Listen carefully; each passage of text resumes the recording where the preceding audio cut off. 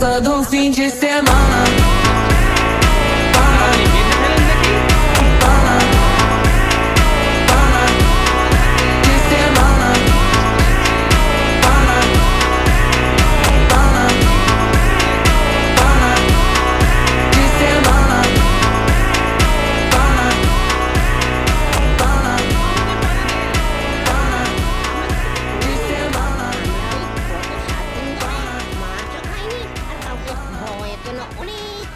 সহ্য করেছি। হ্যাঁ, আর নয়, আর নয়।